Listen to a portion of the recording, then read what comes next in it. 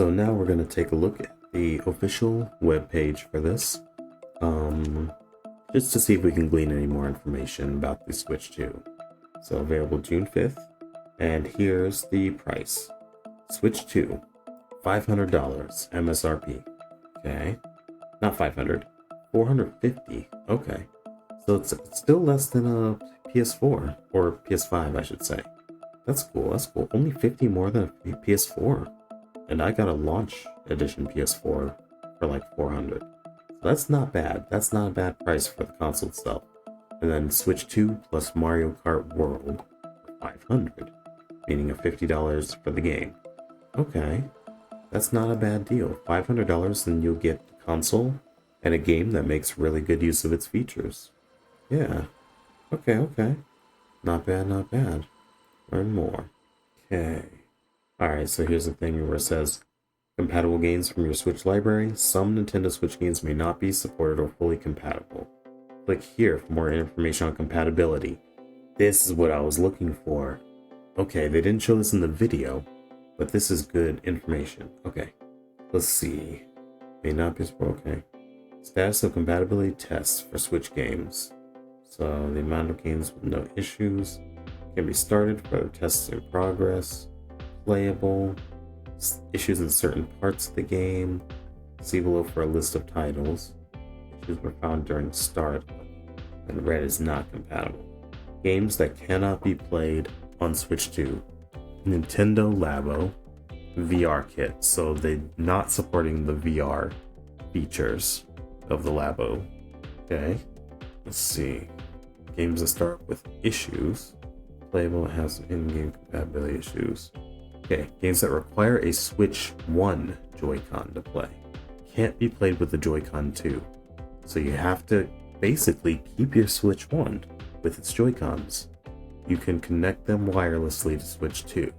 Okay, so you have to retain, basically just keep your Switch 1 and its Joy-Cons for games like Ring Fit, 1-2 Switch. Wait, what? Joy-Con 2 don't include IR motion camera, as it's featured on Joy-Con right. So it's only possible to play games that use this feature if you wirelessly connect a Switch Joy-Con. Right. Okay. Let's see. The volume of the Joy-Con 2 controller's force feedback vibrations have been reduced? Really? You know, okay, so when I play WRC Generations, the rally game on my Switch, the vibrations on that get crazy loud and like powerful. So it looks like they've dialed that back. And so because of it, there are certain games, let's see, more difficult to find hidden Joy-Con 2 in the minigame Joy-Con Hide and Seek. I see. Game Builder Garage. Joy-Con 2 don't include IR motion camera. Only possible to use it in the free programming mode if you wireless it. Okay. Nintendo Switch Sports. Joy-Con 2 don't fit in the leg straps accessory. So you can't play soccer shootout unless you're using an original Joy-Con.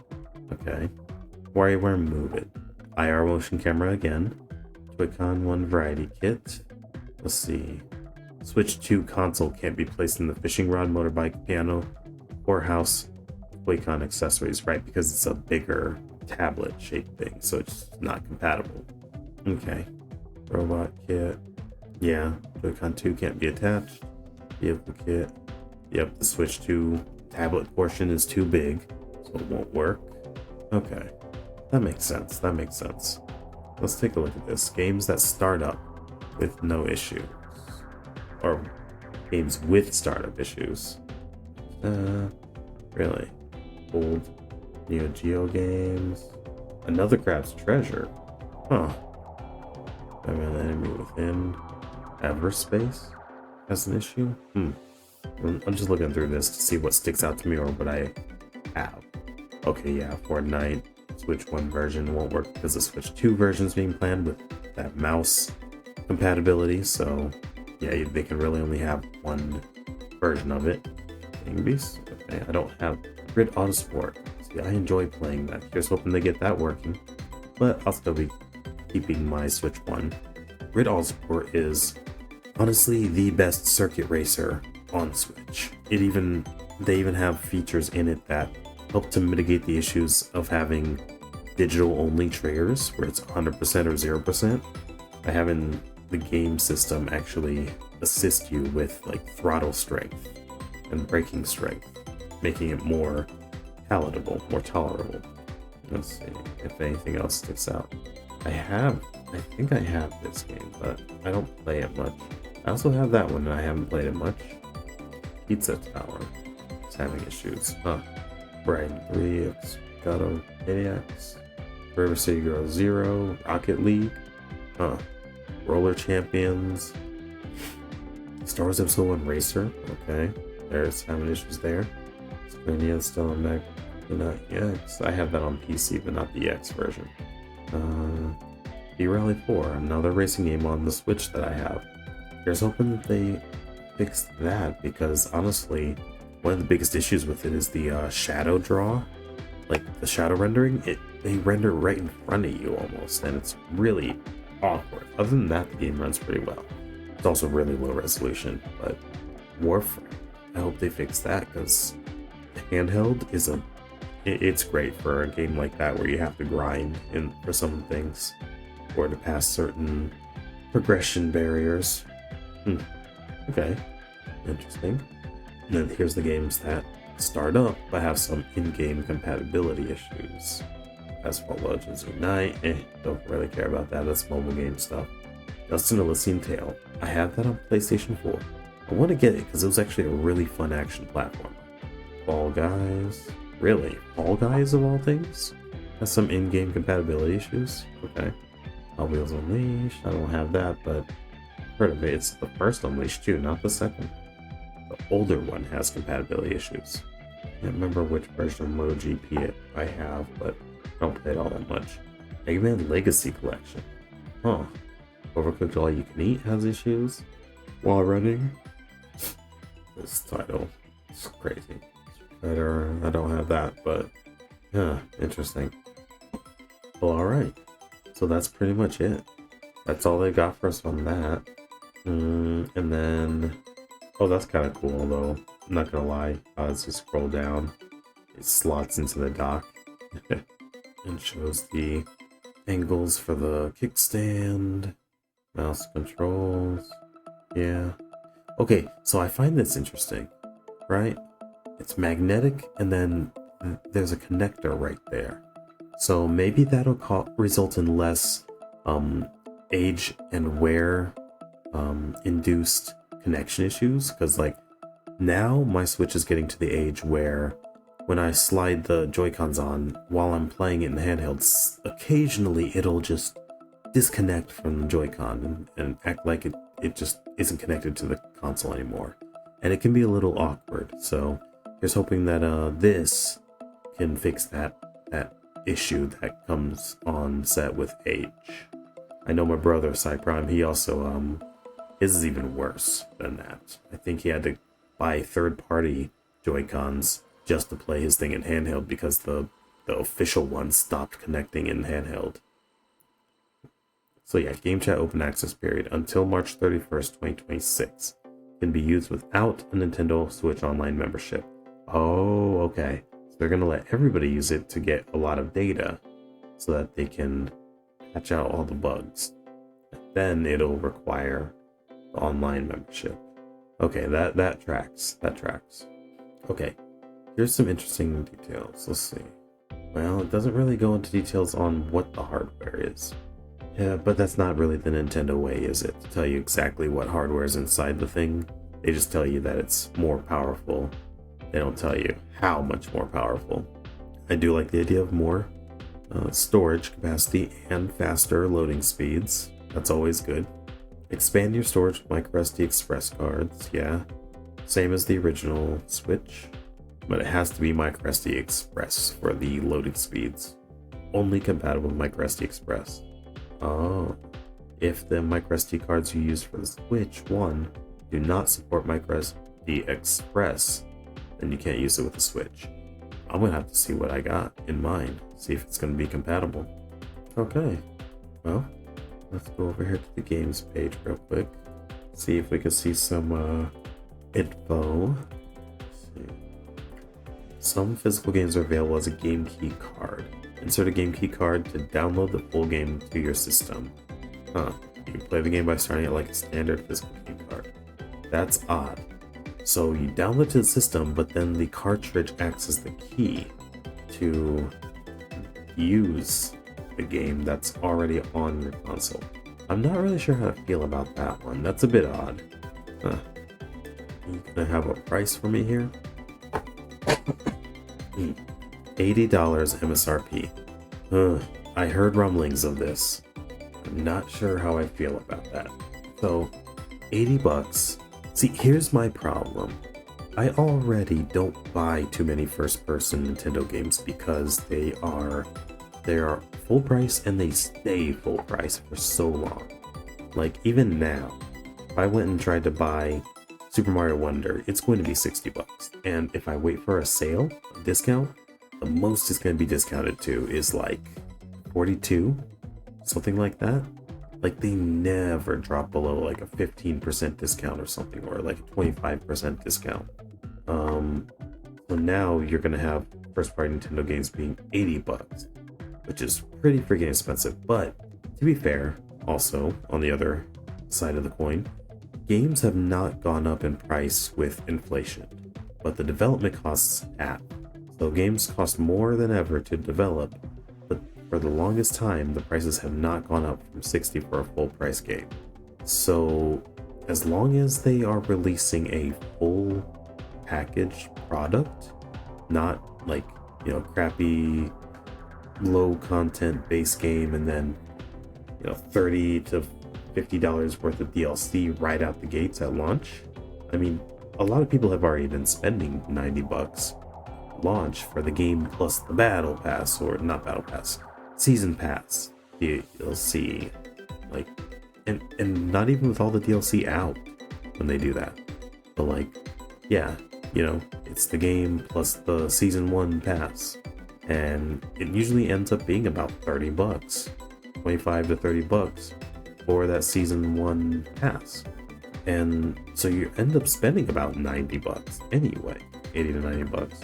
So if they increase the price to 80, but then they include all that content that would have been season pass 1 in the base game, there's really no difference, is there? Except instead of spending 85 to 90 bucks, you're spending 80. So as long as the publishers, more accurately, don't use this as an excuse to charge more for the same or less, then I guess it's okay.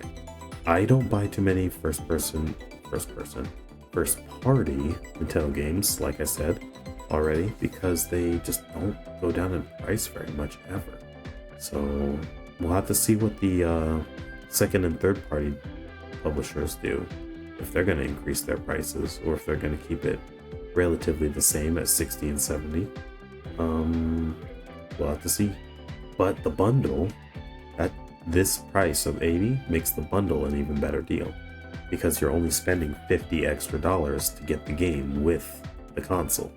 So you're saving yourself $30 right out the gate by getting the game bundled with the console. Although it's a full game download, so you're not getting the physical cartridge, you're getting a digital version of the game. Joy-Con 2 wheel set, huh? I like how it has the 12 o'clock notch up there. Oh, they attach easily thanks to the magnetic connections. Okay, cool. I think there's some accessories here. Oh, Switch 2 Pro controller. 80 bucks. That's an expensive controller. Alright, includes a charging cable. Let's see. Includes the C button for opening the game chat menu. GL/GR buttons that you can map. Oh, so they have mappable back buttons. Right there and there.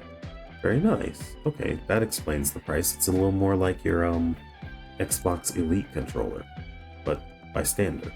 Okay, so 2 mappable extra buttons back there, and an audio jack for headphones and headset. Well, I mean, but that's kind of been standard on other consoles. They're only just now putting a headphone jack. HD Rumble 2, so they're upgrading the HD Rumble feature. Motion controls, yeah, same as what came before. Built-in amiibo, same as what came before. amiibo functionality. Sorry, not amiibos. Capture button, same as Switch 1 Pro Controller. Game chat, and can only be used with the Switch 2. I imagine that the Switch Pro Controller 1 can probably be used with the Switch 2. So they don't say anything about whether the triggers are analog or digital. But looking at the shape of them, they're probably digital because there's not much travel. There's not much room for there to be travel, so they're probably digital buttons. Which, as someone who's been recently getting really into racing games, that's kind of disappointing, not gonna lie. Especially after playing games like Art of Rally on PC with analog triggers, I could not imagine playing that with digital 100% or zero throttle on the throttle and the brakes. I just can't imagine. Wait, if you buy the left and right Joy-Con 2s, they're $90 together? That is expensive as heck. Okay, charging grip. And that can use a classic style controller, and then you can charge by plugging into the center. Yeah, sold separately. Joy-Con 2 strap. Snap into place and remove. Push the release button. Yeah, I mean, those come with the Switch 1. Let's see. System includes 2 straps. Okay. And one left and one right comes with the Switch 2 system for these. Okay. $20 for a pair of the wheels. You know something? Oh, it's the D. Okay, that's another thing. It's the direction buttons, not a directional pad. I still prefer a D-pad over anything else. Over those D buttons, I should say. $30 for the replacement adapter. Okay. We're getting a lot of info here. That's good, that's good. I'm still really looking forward to seeing what Sakurai's got with Kirby Air Riders. How is he gonna top the original? More good stuff on the way. Yeah, we already saw all that. Okay, yeah, I'm curious about this upgrade packs thing. Okay. The Switch 2 edition of the game is a bundle. Includes an upgrade pack, original game and its upgrade pack, which enhances the game to take advantage of the capabilities of the Switch 2 system. Okay. If you already have the original Switch game, either physical or digital, you can upgrade by purchasing the game's upgrade pack from the eShop, My Nintendo Store, or retailers. After you upgrade, the original Switch game can still be played on Switch, though the features and content of the Switch 2 edition can only be played on Switch 2. Okay? For example, Mario Party Jamboree and Jamboree TV Switch 2 expansion. Yeah. Star Cross World. Pokemon Legends ZA. Improved performance to higher frame rate and resolution. So it's going to be on Switch 1 as well. Oh, support for mouse controls using Joy-Con 2. Yeah. Okay. Enhanced resolution, textures, and load times. 2 display modes. Quality mode, 60 frames per second 4K. In TV mode, 1080p while in handheld. Okay. Usually the Switch 1 can only run things at like 720p at best in handheld. And then performance mode, 120 frames per second. 1080p resolution in TV mode, 720p. Dude, okay. So I'm someone who doesn't often need any more than 60 frames per second, so this is a case where I would actually be able to use quality mode and enjoy 60 frames in handheld mode to get that 1080p crisp image, 60 frames per second. Because 1080p is good enough for me. I don't really need 4K. I don't even have any 4K monitors or TVs.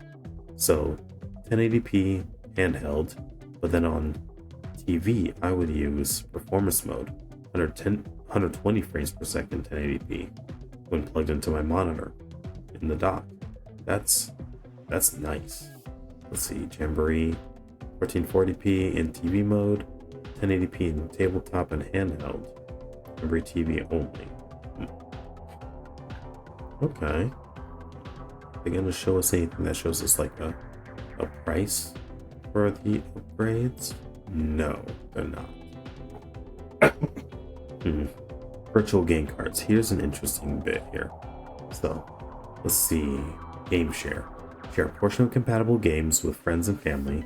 Just one person needs to own the game for everyone to play together. This is interesting. It shows them with the Switch 1 and the Switch 2 here. So game share supported games with friends and family even if they don't have the game. So in person. Let's see. Oh, so if you have a Switch 2, you can send the share thing to someone with a Switch 1.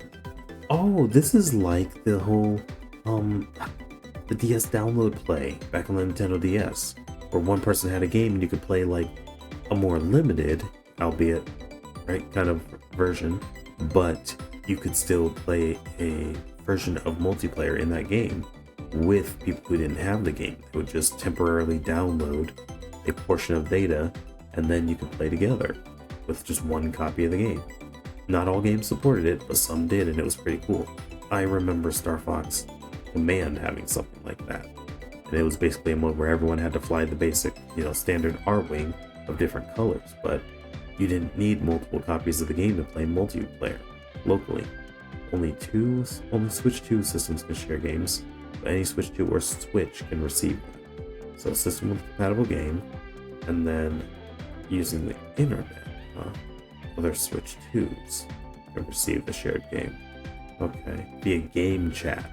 Oh, over the internet, it has to be Switch 2s. I see. So local, it works with Switch 1, but over the internet, it only works with Switch 2s. But that means the ability to take a game and either let others play it with you, multiplayer, with only one needing to own the game, that's really going to open up multiplayer. And I mean, as a content creator, collaborating with people, I just hey, I have this game, I can share it with y'all if you have Switch 2s as well. So let's get together and play, and you don't even have to own the game. More games basically allowing you to do the It Takes Two, A Way Out, split fiction type thing with the only one person needing to own the game type thing. Mario Party Jet 3.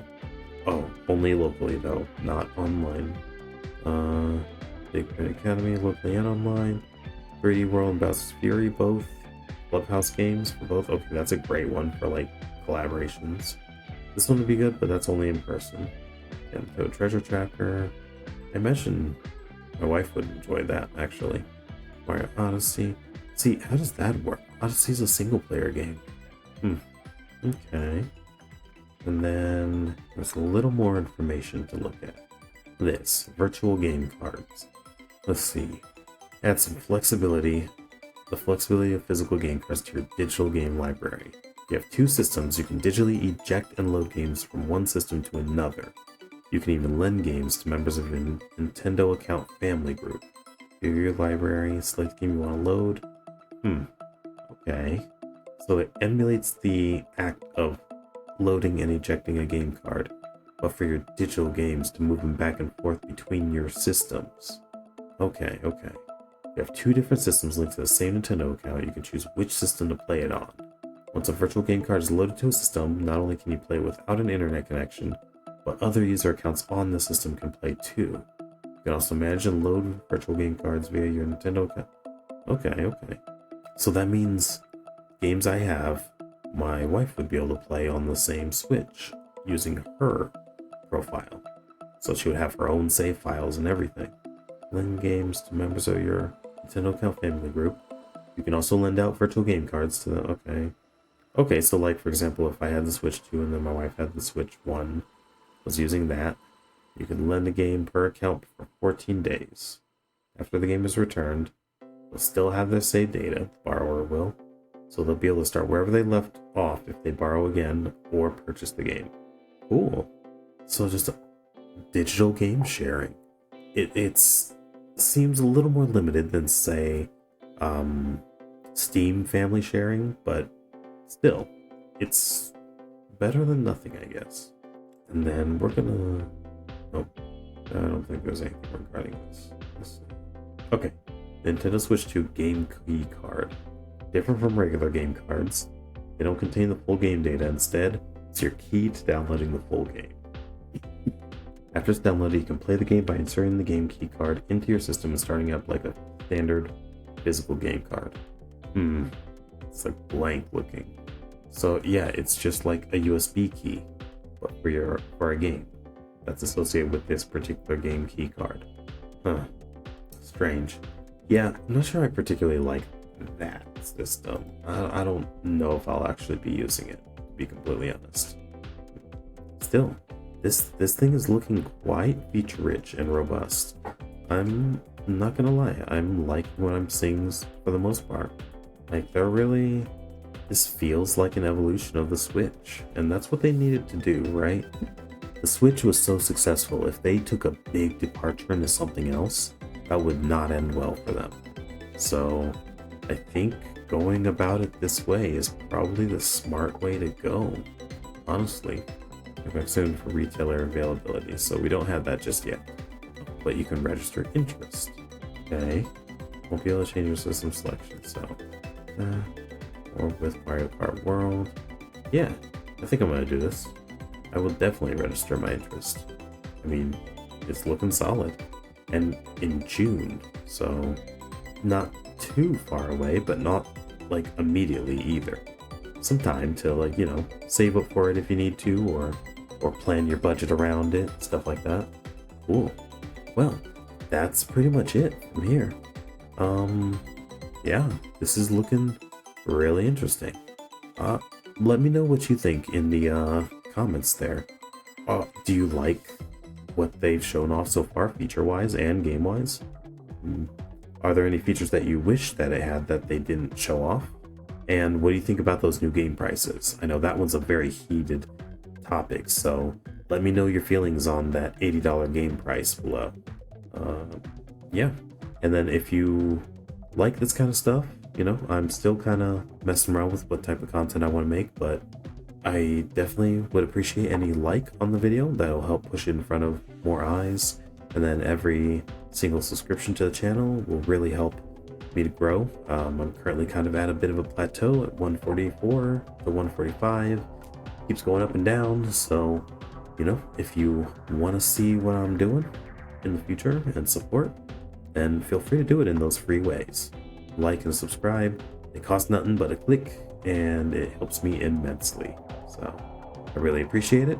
I also appreciate you signing off in the comments and letting me know what you think about the Switch 2 and how they showed it off.